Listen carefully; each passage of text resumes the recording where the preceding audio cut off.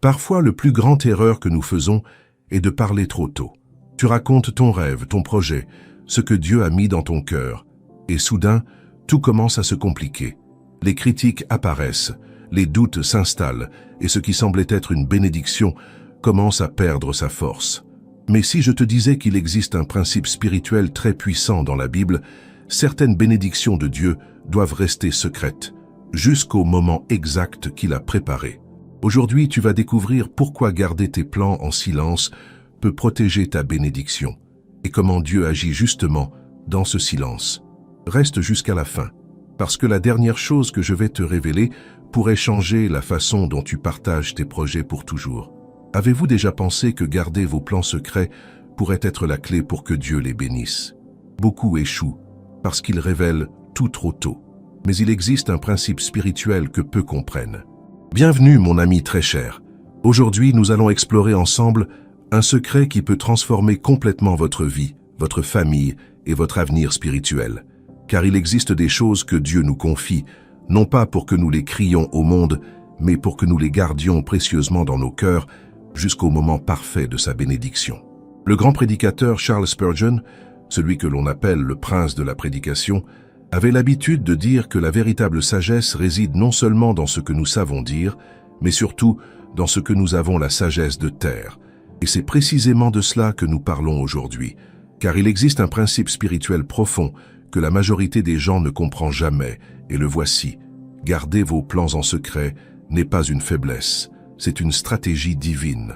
Vous connaissez cette sensation, n'est-ce pas? Ce désir presque irrésistible d'avoir un rêve, un projet, une vision que Dieu place dans votre cœur et de vouloir le partager immédiatement avec tous ceux qui vous entourent. Spurgeon nous enseigne que beaucoup échouent, non parce que leurs plans étaient mauvais, mais parce qu'ils les ont révélés prématurément. Et quand vous révélez ce que Dieu travaille encore en vous, vous ouvrez la porte à la critique, à la jalousie et même à la défaite avant que la bénédiction n'arrive. La Bible nous dit en Proverbe 27:12, « L'homme prudent voit le mal et se cache, mais les simples passent et en subissent les conséquences. » Il y a une vérité profonde ici. La prudence n'est pas seulement de la prudence, c'est aussi de la discrétion. C'est savoir quand se révéler et quand se protéger. Car garder vos plans en secret ne signifie pas avoir peur ou manquer de confiance. Cela signifie avoir confiance que Dieu est aux commandes et qu'il sait exactement le moment opportun pour ouvrir les portes que vous désirez. Beaucoup de gens confondent partage avec confiance. Ils pensent que s'ils ne racontent pas leurs objectifs à d'autres, ils sont déloyaux ou orgueilleux. Quelle grande erreur! La vérité est complètement opposée. Quand vous gardez vos plans en secret, vous dites à Dieu, « Seigneur, je te fais confiance. Tu es capable d'ouvrir les bonnes portes. Je n'ai pas besoin de validation humaine. J'ai besoin de tes bénédictions. » Spurgeon prêchait également sur la force du silence stratégique. Il comprenait qu'il existe une puissance dans la discrétion que le monde ne peut jamais saisir. Car quand vous partagez vos plans ouvertement, vous invitez les opinions, les critiques, la concurrence et même l'envie. Et tout cela peut devenir un poids immense que vous transportez pendant votre voyage. Mais quand vous gardez cela comme un secret sacré entre vous et Dieu, vous créez un espace protégé où la foi peut croître librement sans entrave. Pensez à Néhémie dans la Bible. Il reçoit une vision de reconstruire les murs de Jérusalem, mais il ne sort pas crier son plan sur les places publiques. Il travaille en silence, en prière, jusqu'au moment approprié. Et quand il partage finalement son projet, il est tellement solide, tellement soutenu par la providence divine, que personne ne peut le détruire. Voilà ce que c'est de garder un plan en secret, en faisant confiance à Dieu. Et votre famille? Oh, votre famille sera tellement bénite quand vous comprendrez ce principe. Car quand vous gardez vos plans avec discrétion, vous enseignez également à vos enfants et à votre conjoint la confiance en Dieu. Vous leur montrez que la véritable sécurité ne vient pas de l'approbation des hommes, mais de la fidélité au Seigneur.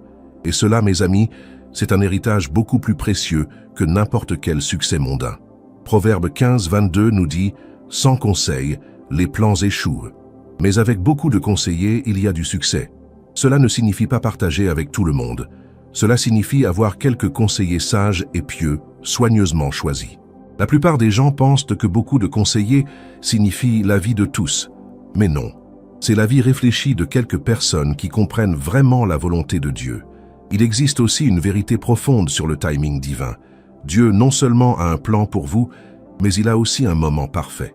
Et beaucoup de bénédictions arrivent en retard, non parce que Dieu a échoué, mais parce que nous, dans notre hâte et notre besoin de validation humaine, tentons de forcer les portes.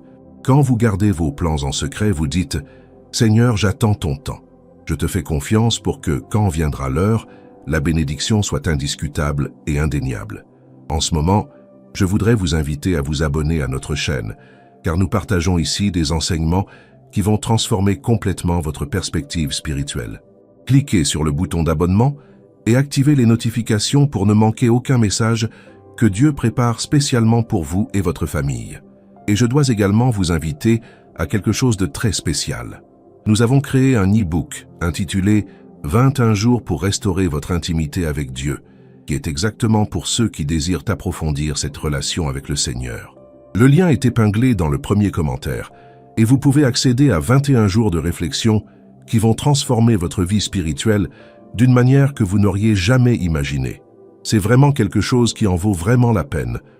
Mais vous vous posez peut-être cette question. Comment exactement garder mes plans en secret me apporte-t-il une bénédiction? C'est une question sage et tout à fait légitime. Car nous vivons à une époque où le monde nous demande constamment de partager, de documenter, de crier nos victoires sur tous les toits numériques. La culture actuelle nous presse de montrer chaque étape, chaque conquête, chaque rêve que nous nourrissons. Et c'est précisément pour cette raison que tant de gens voient leurs plans s'effondrer avant même de devenir réalité. Il existe un principe spirituel qui fonctionne quand vous gardez votre plan en silence. C'est comme planter un arbre dans un sol protégé. Vous ne le mettez pas en plein milieu de la tempête. Vous le cultivez, vous l'arrosez, vous le protégez, jusqu'à ce que ses racines soient si profondes qu'aucune adversité ne pourra le renverser. C'est exactement ce qui se passe quand vous confiez vos plans uniquement à Dieu. Vos racines spirituelles grandissent puissamment, votre foi se solidifie, et quand la bénédiction arrive finalement, elle arrive avec une base tellement solide que personne, absolument personne ne pourra la vous enlever. Pensez à votre propre vie pour un instant. Combien de fois avez-vous partagé un rêve avec quelqu'un, rempli d'enthousiasme, pour recevoir simplement des paroles de doute? Cela ne marchera pas. Tu crois vraiment que tu peux le faire? Sois prudent avec ces attentes. Ces paroles, même si elles sont dites sans mauvaise intention, plantent des graines de doute dans votre cœur, et le doute est un poison lent qui ronge la foi. Mais quand vous gardez votre plan en secret, vous vous protégez de ces voix qui découragent. La Bible nous parle en 1 Thessaloniciens 4, 11. « Étudiez-vous à vivre dans le calme, à vous occuper de vos propres affaires et à travailler de vos propres mains, comme nous vous l'avons ordonné. » Il y a une sagesse profonde ici. Il existe une bénédiction spéciale réservée à ceux qui travaillent en silence, qui construisent sans annonce préalable, qui restent concentrés sur leur propre trajectoire sans se laisser distraire par l'approbation externe. Savez-vous pourquoi la jalousie est si dangereuse? Parce qu'elle est subtile. Quelqu'un peut être genuinely heureux pour vous en écoutant parler de vos plans, mais au fond, cette jalousie grandit comme une mauvaise herbe. Et la jalousie, laissez-moi être clair, possède un pouvoir spirituel. Quand quelqu'un envie votre succès, même secrètement, cela crée un nuage sombre qui peut retarder vos bénédictions. Mais quand votre plan reste caché, personne ne peut l'envier. Personne ne peut souhaiter votre échec parce qu'il ne sait pas que vous construisez quelque chose. Il y a aussi ceux qui, sans mauvaise intention, essaient de vous aider en partageant votre rêve avec d'autres. Ils pensent qu'ils vous soutiennent, mais en réalité, ils dispersent l'énergie de votre projet. C'est comme verser l'eau dans plusieurs tasses au lieu de remplir complètement une seule. Le pouvoir réside dans la concentration. Il réside dans la focalisation. Il réside dans le fait de garder votre plan comme un trésor que seul vous et Dieu connaissez. Genèse 37 nous raconte l'histoire de Joseph. Et il y a un détail crucial. Joseph partage ses rêves avec sa famille. Et quel est le résultat? La jalousie, la haine, la trahison. Ses frères l'ont vendu comme esclave. Mais voilà la beauté de l'histoire. Joseph n'a pas perdu sa foi même dans l'esclavage, même en prison. Il a gardé son rêve dans son cœur. Et des années plus tard, quand Dieu a finalement exalté Joseph, aucun homme ne pouvait l'arrêter. La bénédiction de Dieu était tellement manifeste que même ses frères ont dû se courber devant lui. Maintenant, permettez-moi de clarifier quelque chose d'important. Garder vos plans en secret ne signifie pas vivre isolé ou méfiant envers tous. Cela signifie avoir du discernement. Cela signifie choisir soigneusement avec qui vous partagez. C'est avoir 1, 2, peut-être 3 conseillers pieux en qui vous avez confiance absolument. Mais pas le monde, pas les réseaux sociaux, pas vos connaissances superficielles. Parce que la vérité est que tout le monde ne mérite pas d'avoir accès à votre rêve. Il y a des gens que vous aimez, c'est vrai, mais qui n'ont pas la maturité spirituelle nécessaire pour porter avec vous le poids de vos aspirations. Ce n'est pas un manque d'amour de votre part, c'est de la sagesse. C'est de la protection. C'est reconnaître que tous les cœurs n'ont pas été préparés par Dieu pour être gardiens de vos secrets. Observez également ce qui se passe quand vous gardez votre plan en silence. Votre focus s'intensifie. Vous travaillez non pas pour la reconnaissance, mais parce que vous croyez genuinely que Dieu guide chacun de vos pas. Vous ne vous laissez pas distraire par les opinions étrangères parce que vous ne les avez pas sollicitées. Vous avancez avec une clarté de propos que les gens qui crient leurs plans sur les toits ne posséderont jamais. Matthieu 6,3 nous enseigne quelque chose d'extraordinaire. Mais toi, quand tu donnes aux nécessiteux, que ta main gauche ignore ce que fait ta main droite.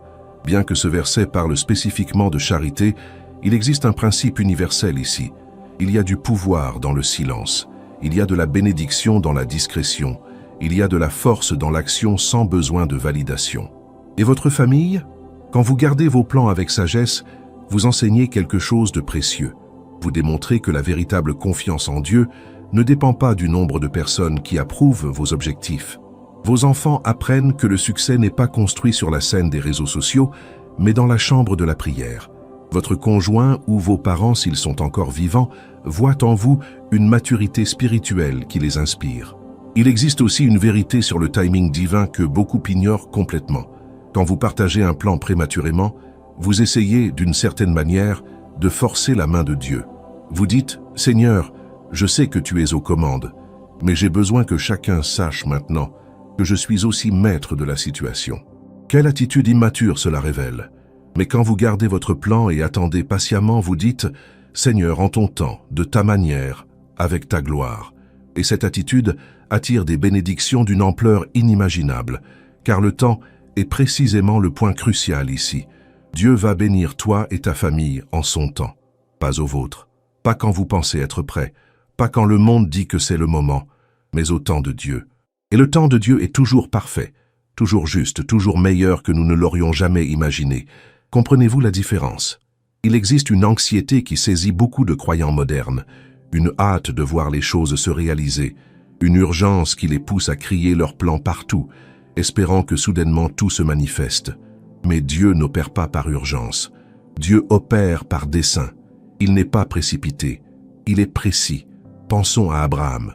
Dieu lui promet une descendance, des descendants nombreux comme les étoiles du ciel.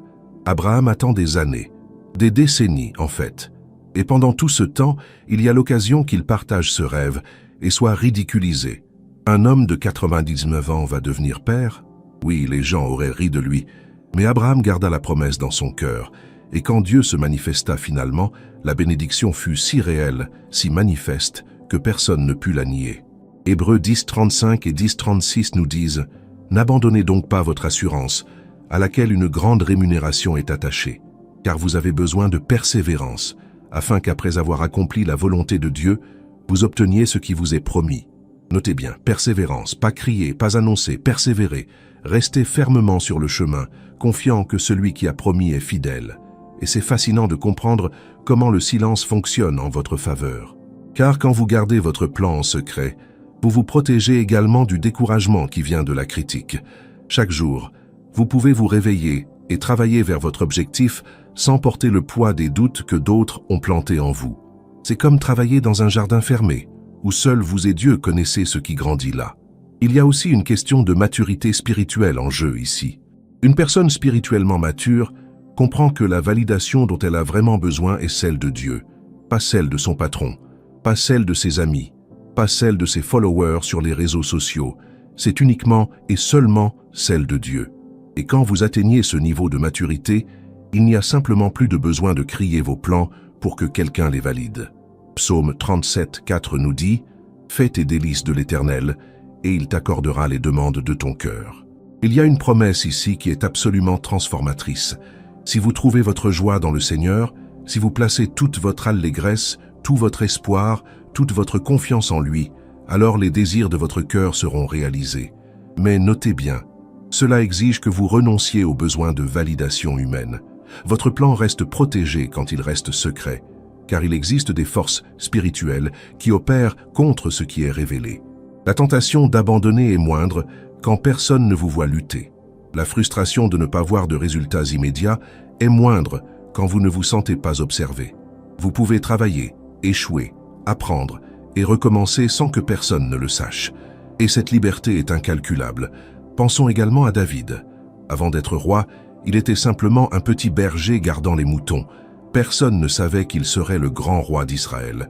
Samuel l'oignit en secret. Personne ne connaissait ce plan divin. Et le temps que David a passé à s'occuper des moutons, à chanter des psaumes, à développer sa relation avec Dieu, c'était absolument essentiel, car quand finalement vint le moment pour lui d'être couronné, il était prêt. Ses racines spirituelles étaient profondes. La vie de votre famille est également transformée quand vous comprenez ce principe, parce que vous cessez de vivre en essayant d'impressionner les gens autour de vous.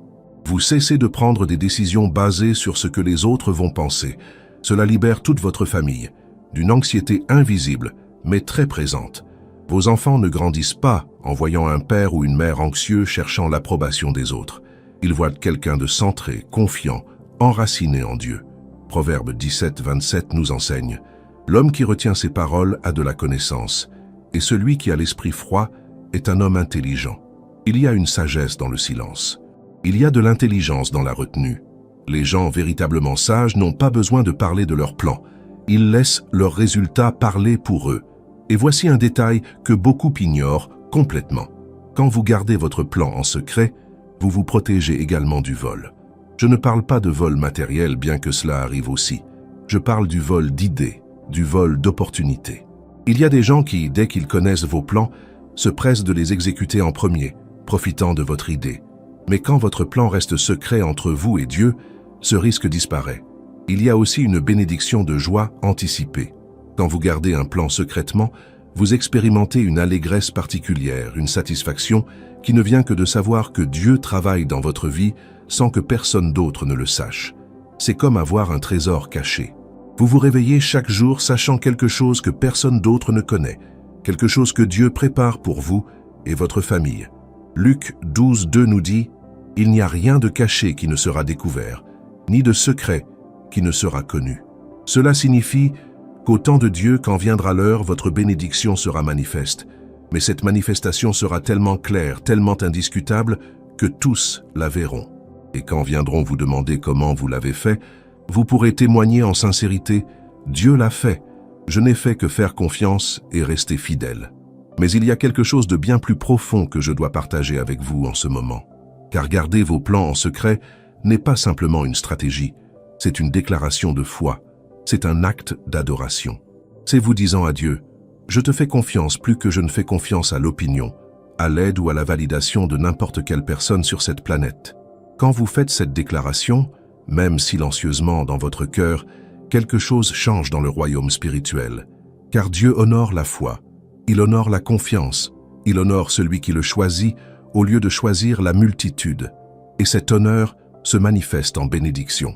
Pensez un instant aux chefs spirituels les plus puissants de l'histoire, ceux qui ont véritablement marqué les générations, qui ont vraiment transformé les vies. Combien d'entre eux ont commencé en criant leurs plans pour que tous les entendent? Aucun, absolument aucun. Ils priaient en secret, ils travaillaient en silence, ils construisaient sans annonce. Et quand Dieu finalement les a élevés, leur influence était tellement authentique, tellement enracinée dans l'authenticité que personne ne pouvait la contester. Il y a un verset en Matthieu 6,6 qui est extraordinairement révélateur. Il dit ceci: « Mais toi, quand tu pries, entre dans ta chambre, ferme ta porte, et prie ton Père qui est là dans le secret, et ton Père qui voit dans le secret te le rendra. » Observez cela avec attention. La prière en secret reçoit une récompense en secret au commencement. Cela signifie que Dieu voit votre travail silencieux, il connaît votre dévouement que personne d'autre ne voit, et il récompense celui qui agit en secret, confiant uniquement en lui. Car voici la vérité que beaucoup ne comprendront jamais.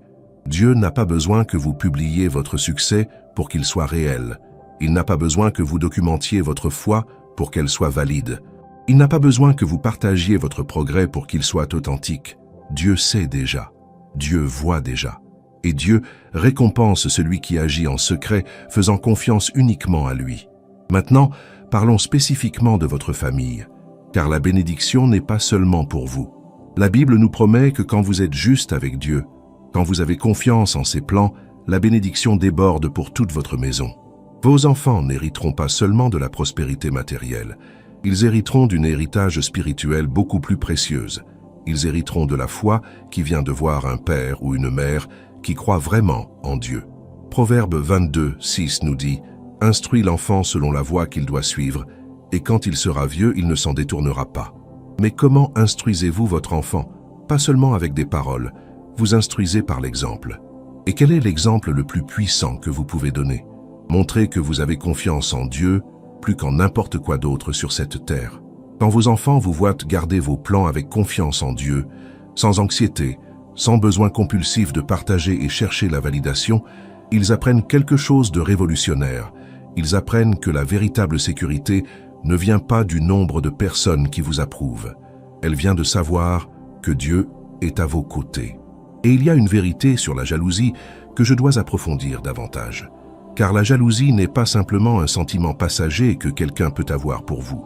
Selon la Bible, la jalousie est littéralement une pourriture des os. Proverbe 14:30 dit « Un cœur tranquille est la vie du corps, mais l'envie est la carie des os. » Quand quelqu'un vous envie, cette personne se blesse elle-même. Mais vous, en gardant vos plans secrètement, vous n'offrez rien pour que l'envie se nourrisse. Il y a aussi une question très pratique ici. Avez-vous déjà pensé au nombre d'opportunités magnifiques que Dieu apporte à ceux qui ne sont pas occupés à crier sur les opportunités qu'ils ont déjà? Car quand vous êtes concentré sur garder votre plan secrètement et travailler dessus, vous êtes libre de recevoir les choses suivantes que Dieu veut faire dans votre vie. 2 Timothée 2,15 nous dit « Efforce-toi de te présenter devant Dieu approuvé, comme un ouvrier qui n'a point à rougir, qui distribue correctement la parole de la vérité. » Il y a une notion ici de travail diligent, de métier bien exécuté, fait non pour impressionner personne, mais pour plaire à Dieu et à soi-même. Quand votre objectif est uniquement de plaire à Dieu, vous ne vous détournez pas, vous ne vous laissez pas distraire. Vous continuez en avant avec une détermination qui est pratiquement inébranlable. Il y a aussi une bénédiction d'espace émotionnel quand vous gardez vos plans secrètement, car vous n'êtes pas constamment en train de surveiller ce que les gens pensent de votre progrès. Vous ne lisez pas les commentaires des critiques. Vous n'êtes pas anxieux attendant un retour d'information. Vous avancez simplement, confiant que Dieu guide chaque pas. Et quand la bénédiction arrive finalement, quand Dieu ouvre finalement la porte que vous aviez demandée et attendue, il y a une joie pure, une satisfaction complète, car vous savez que c'était complètement Dieu. Ce n'était pas parce que vous connaissiez la bonne personne, ce n'était pas parce que vous aviez les bonnes connexions, ce n'était pas parce que vous aviez fait assez de publicité, c'était parce que Dieu s'est movimenté. Et cela, mon cher ami, est une victoire que personne ne peut jamais vous enlever. Romains 8:28 nous promet « Nous savons du reste que toute chose concourt au bien de ceux qui aiment Dieu, de ceux qui sont appelés selon son dessein. » Toutes choses, pas seulement les bonnes, pas seulement les agréables, mais toutes choses concourent à votre bien quand vous êtes aligné avec Dieu. Et être aligné signifie exactement ceci. Gardez vos plans secrètement, confiant dans la providence divine, sans besoin de validation humaine. Mon très cher ami, vous êtes arrivé jusqu'ici, et cela signifie que Dieu a placé ce message dans votre cœur. Je vous remercie infiniment d'avoir consacré votre temps avec nous dans cette étude si puissante. Votre présence est une bénédiction pour nous. Maintenant, je vous prie de faire un pas important. Abonnez-vous à notre chaîne et activez les notifications, car les messages qui viendront sont spécialement préparés pour transformer votre vie spirituelle. Laissez également un like, partagez dans les commentaires comment cette vérité vous a impacté. Et quand vous aurez terminé, regardez les prochaines vidéos qui apparaîtront à l'écran, car chacune d'elles a été faite avec amour pour vous. N'oubliez pas notre e-book 21 jours pour restaurer votre intimité avec Dieu. Le lien est épinglé dans le premier commentaire. 21 jours qui vont révolutionner votre relation avec Dieu. Que la bénédiction du Seigneur repose sur vous et votre famille. À bientôt.